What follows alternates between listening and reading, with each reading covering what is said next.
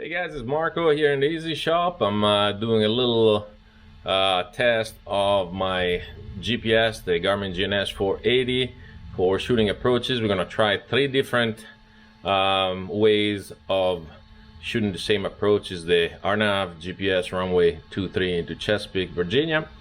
And we'll see if we can learn something out of it. I had a situation yesterday where the first time I shot the approach with the leg activated, the glide slope came just fine. Then when I did it again, instead of doing that, I extended the leg to the final approach fix, and I never did get a glide slope until I ended up on the final approach fix, at which point I was too high because I was too busy dicking around trying to figure out why that didn't show, the glide didn't show up. So we're gonna recreate that situation right here, and also try a different way of doing it, which is vectors to final. See if that makes any difference. All right, I'm sure your radio is gonna be completely different, but if you want to see what it looks like in a GNS480, just stick around and I'll show you.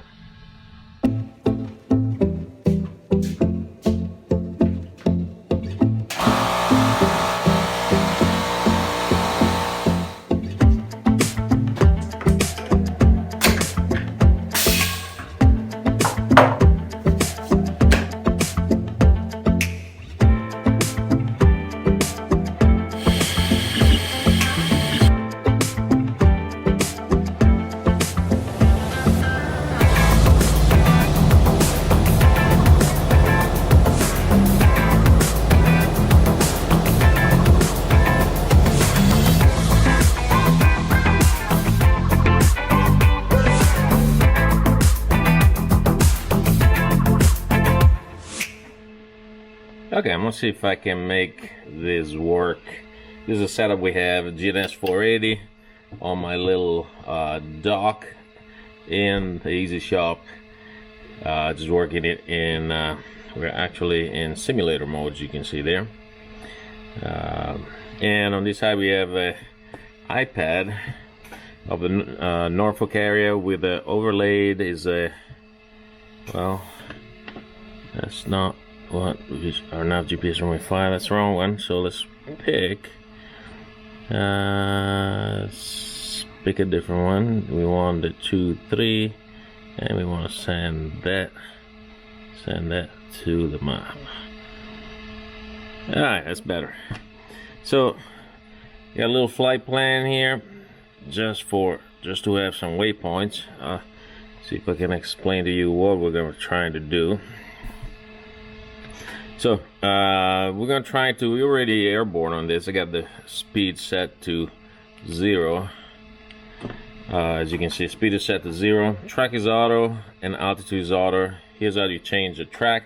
The altitude you can select it, but if you have auto track, it'll pick whatever altitude you want. So we're gonna have to kind of work around that a little bit.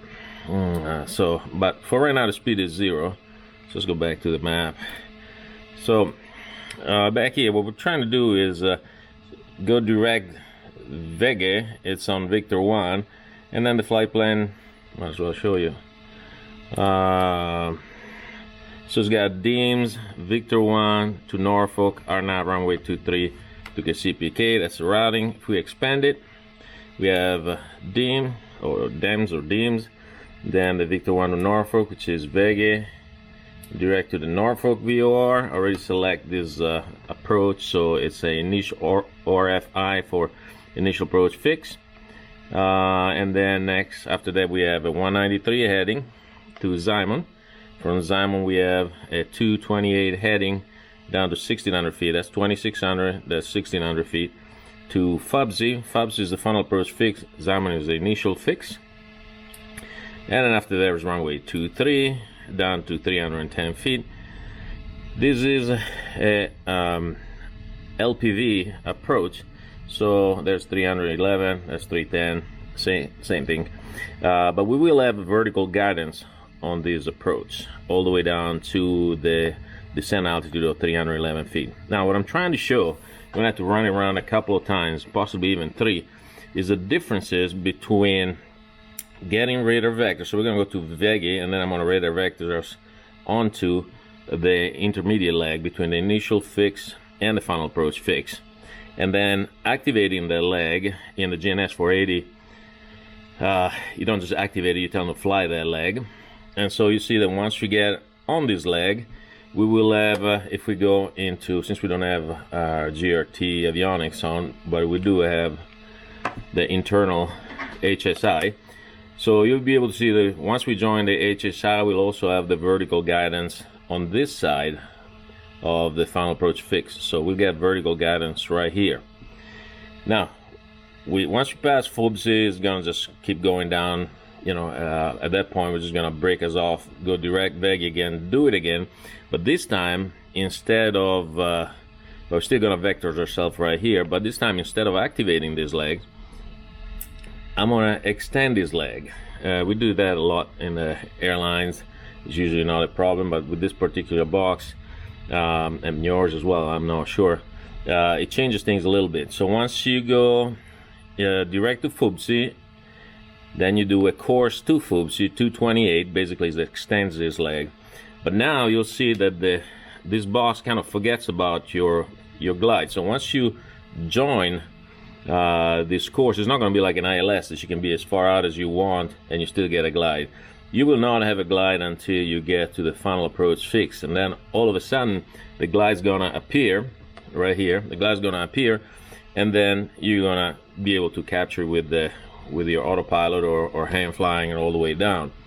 Problem I had yesterday when I was flying these around, didn't know that this is the way it was gonna work, and so once I got on my second approach and I tried to extend this leg, I got here at 2,000 feet, being vectored by Norfolk approach, and I was looking for my glide path, and he wasn't coming in, and I was dicking around with the radio. I forgot to descend, and so by the time I got to FUBC, all of a sudden I was too high, right? I was 2,000 feet, it's supposed to be 1,600 feet here for the intercept, glide slope intercept. So what happens once I got to FUBC at 2,000 feet, the glide slope appeared, but once it appeared way low, and so it was kind of like a scrap. I mean, I turned everything off and it just kind of went down, just because I was gonna go land in Norfolk, I'm sorry, in Chesapeake anyway, and the weather was nice. But that would have been a total catastrophe. We'd have to let air traffic control know that things weren't working right and do it over again. But I just wanted to show the difference between flying this leg or activating this leg or extending this leg. And there's also one other way of doing it, which is vectors to final. Now, I never done that. I know it extends this leg. We should probably try again. It's gonna make this video very long, but we should try it and see if that does the same thing or not, if it gives us a glide or not. So let me turn the AC on here a little bit. It's getting kind of hot, and I'm gonna try to do all these in one take, and if I have to kind of chop it up in post-production. But let's see, get back here, let's go to our flight plan, and as we said, we're gonna go direct to Vega just to get a setup, and then once we pass Vega, I'm gonna radar vector myself. So in the GNS480, the way you do direct, first you hit direct, and then you got to tell them what you want to do. In this case, we're gonna go direct. You can go direct and hold. Direct, if it's an airport, you can be at your destination. You can tell them to fly that leg, which is activate the leg, or more. You can do course to, course from, OBS. This is my setup. It's not, it doesn't work. And so in this case, we're just gonna go direct. So you see the new course line direct. If we go into the flight plan, you'll see that we have direct. Vega is a 016.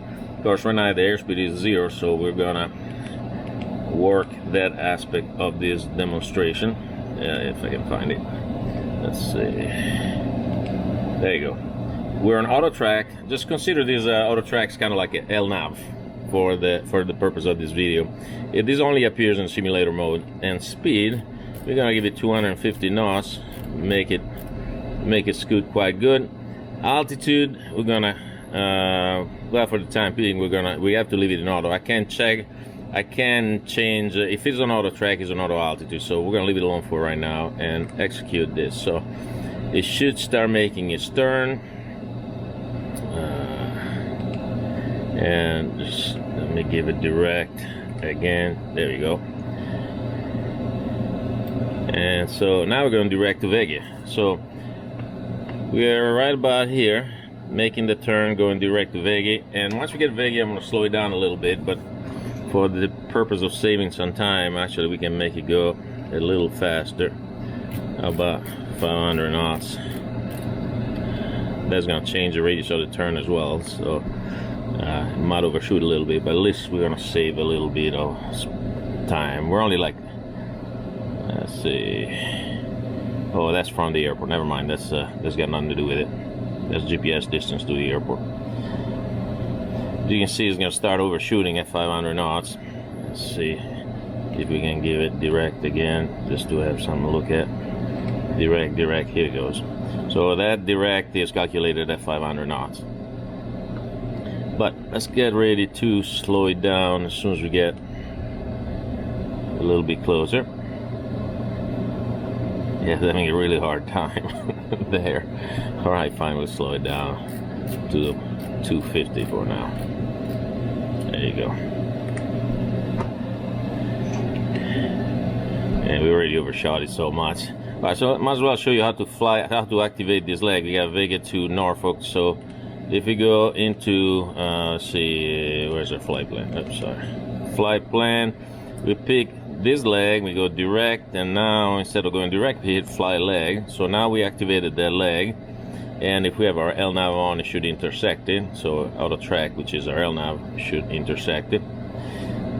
And speed, let's start slowing this down a little bit. Okay. So now we're looking to intersect that. Now I don't want to let it go too far because we need to intersect that leg. So let's see. Yeah, I mean, it's coming in. You see how you would intersect it. So let's just give you some vectors now. Let me get back on the map, see what's going on. And we're going to kill the auto track and give ourselves a heading, say 160 or so. That is going to kind of skip to that heading, so the whole map is going to rotate.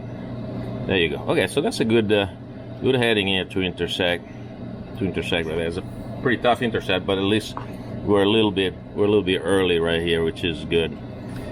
We could soften it out with another turn, but that's not necessary. So the important thing is, let's see, we are 5,000 feet, which is way high. We're gonna put the altitude 2,000 feet, and right now the auto altitude is not working. So now we're actually at that altitude. So if I skip to the 4th map page, you can see here my GPS altitude is at 2,000. Once you join the glide slope, if I'm on auto track and auto altitude, this number will go down. The needle, the glide path needle is exactly centered, like it's going down on the glide path. But what we're trying to do, we're trying to show that the glide path will show once we reach that intermediate leg in this situation, not in the next. So let's see, 120 knots. Okay, we'll just leave it like that for now. Take another quick look at the HSI. Oh yeah, we never activated the leg. All right, good. Flight plan. So now we want to activate Ximon 2 FUBC. So direct fly leg. So now that's the leg that we activated. We want to fly, and if we go to the nav, you see that it's going to start coming in here in a second. When it comes in, we will have a HSI, I'm sorry, glide path right over there. Now in this case, we're gonna have to put auto track to make sure it joins there. So let me go back on the map for you to see, and let's go back on auto track. Unfortunately, auto track will also give us auto altitude, so you will see the auto, well, might not be on that, but you'll see that altitude is going to go down on the glide. And let's look at the nav. Once we reach that, there you go. So we're reaching, glide slope is above us right now. We are 2 miles from the final approach speed FUBC, and you see the glide starting to come down. And once the glide centered up, we're going to join it. It's not going to move anymore. If I show you on the map, we're actually going to join it before we get to FUBC, because FUBC is at 1,600 feet. We're at 2,000 feet right now. Hope I didn't kick this Yeah, I hope you can still see it. All right, so let's go back to the nav. See, we're centering up. We're not quite there at FUBSI, but it's all good. And we're gonna cross FUBSI at 1,600 feet. So this altitude, since we're in auto altitude, there you go, it's starting to go down. We basically have captured the glide slope, and the GPS, you know, it thinks it's going down. And FUBSI, we should be crossing it at 1,600 feet, as it says here. So all that is all good. There's a lot of button pressing on this thing, and when you're flying with the GRTs, even more, because you got to tell the HSI and the ADI what you want them to do as far as navigating. But as you can see, 1,600 feet, you know, we're going down to 311, I think it was. So far so good. Now let's do the same thing. We're gonna do the same circle, go direct to Vega, go up here, vector ourselves in, but instead this time we're gonna extend the course FUBSI, and you'll see that the glide here will not show up until we're actually at FUBSI. Not like in this case, we were able to remain at 2,000 feet, just like on a ILS, and kind of join the glide slope a little bit before the final approach fix at a higher altitude. So let's go back on, see, on our flight plan here, and we're gonna tell them we're gonna abort this approach. We're actually going direct to Vega again. So direct, this time we wanna go direct. So there's us coming off of the approach. Let me go back on the original page. So we're getting off the approach here, so we're right around here, making a turn back to Vega.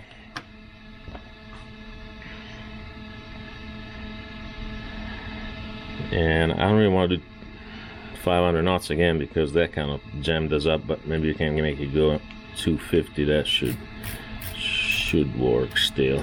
There's 250.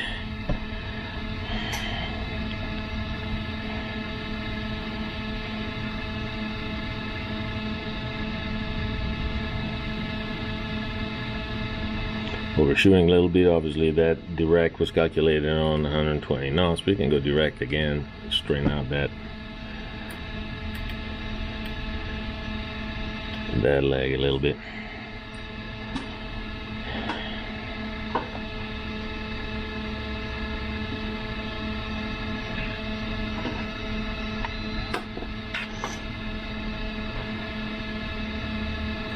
Alright, so just bear with me here a second until we get to Vega. We got 42 seconds to go, and then we'll start vectoring those shells again. Let's see.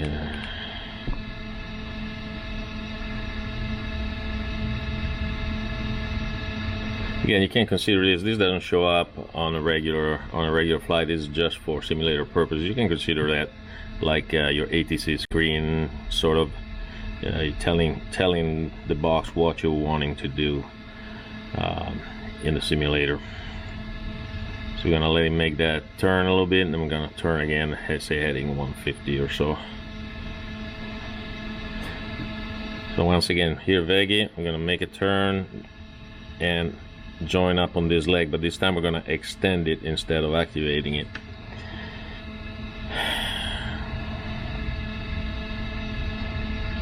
Alright, back to, I'm going to disconnect the auto track while it's going in the proper direction. Let's see, where is, alright, so there's design. Oh yeah, we're going to make a turn here.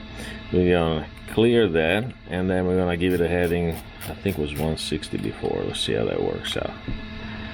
There you go. So same thing now, but now we're going to extend from FUBSI. So let's see, we want flight plan, we want FUBSI, direct, and then we want more, course 2. Final course is 228, so let's go 227, 228, we're gonna enter it. So now I have extended that leg, this leg, up to infinity, and that's something that normally, oh, I'll slow us down a little bit here before he gets away from us. Try this, crap. Enter to accept. Speed. Track. I don't know why it's not going to my speed anymore. Uh-oh. Let's do auto track because we need to do that anyway. So we're auto tracking speed. There he is. Whew, I thought I was gonna lose it there. 120 knots. All right. So now let's get back on. Let's get back on our nav. Again, we're joining back up on the extended centerline, extended final approach course. And before, if you remember, we started getting a glide there. Before halfway, well, mostly once we joined up there. And in this case, instead, we won't get it until we get to actually Fupsi. That is like 1.6 miles away. So let's take another look at it. There's Fupsi, and still no glide. And if you stay at 2,000, we're probably not at 2,000 right now because we're on auto track. Well, we're 2,000 now, but it should be on auto altitude though. Anyway, let's see. Nav, again, still nothing. Map, see? And now once we get to Fupsi, it's gonna jump up, and because of the auto altitude, it's probably gonna center itself up and pretend that he just dove right onto the glide. But let's see what he does. Okay, we're on Fupsi, we're on Nav. Okay, we passed. See, all of a sudden it centered itself up. See, skip to 1,600 feet. Normally, this would be really low, and you'd be really high, and you go like, "What the hell is going on?" You end up high on the glide if you forget to descend. Like what I did yesterday while I was trying to figure this thing out. Of course, now I know I'm not gonna make that mistake again. But what I think we need to do now is try to do the same thing again, one last time. But this time we're gonna do vector to final. I'm really curious to see if the glide is going to show up on his intermediate leg or not. So, back to flight plan, back to direct to Vega, direct, off we go. Let's make it faster again. So we want to go speed 250, enter. Let's give it another direct. Where is it? No, flight plan, Vega, direct. That's a big turn there with the 250 knots.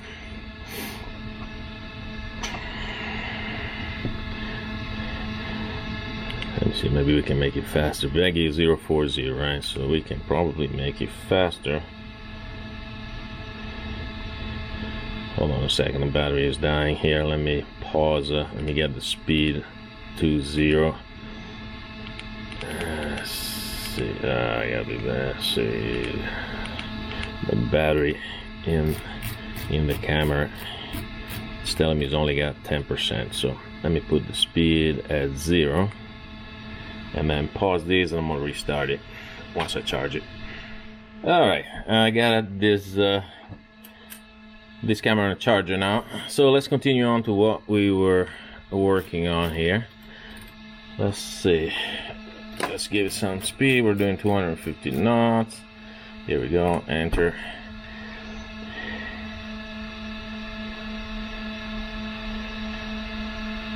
Back on our way to Vega. Vega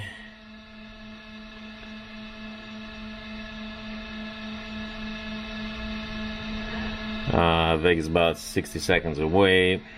We're just gonna let it run.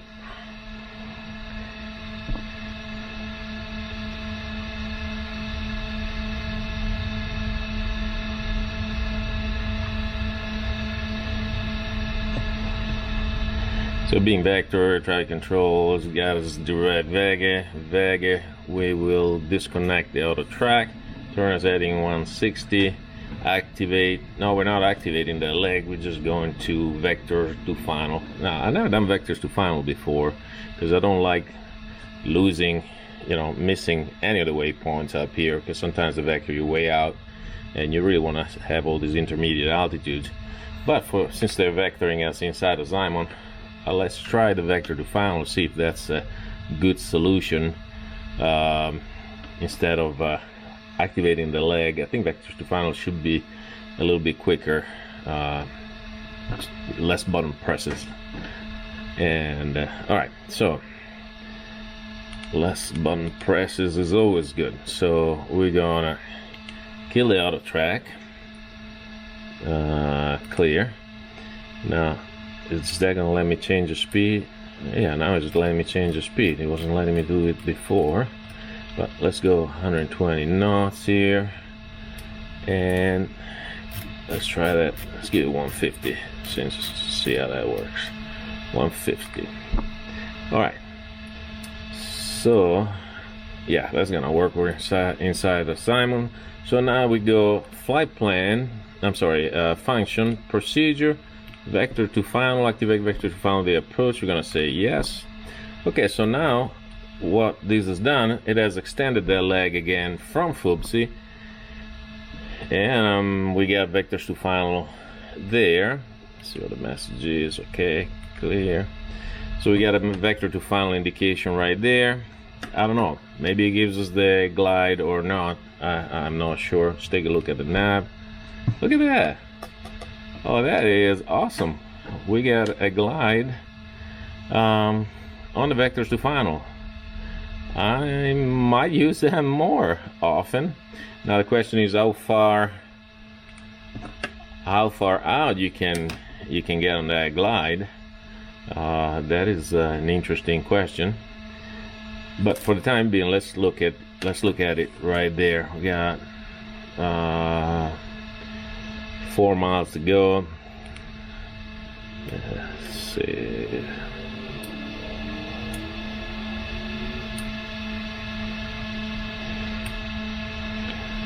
Alright. What I want to do is see, I'll do the auto track now. So we're still auto tracking us. We're still at 2,000 feet. I'm sorry, auto track here in a second coming up, and then we're still at 2,000 feet. Let's see how the intercept goes. All right, that's auto track. We're starting to turn. Let's go into nav.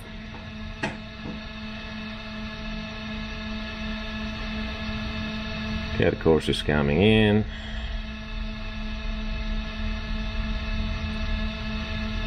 Are we still at 2,000? Still at 2,000.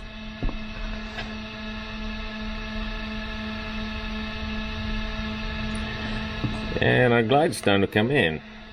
I kind of sort of like this. This is more like ILS like. Of course, you lose, you might lose any waypoints that are in between your where you are and your final approach fix, but it does have the advantage of having the glide slope.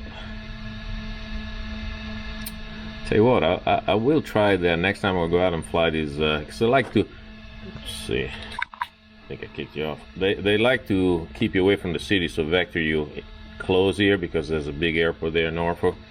So they like to vector you right here. So a vector to final would be good.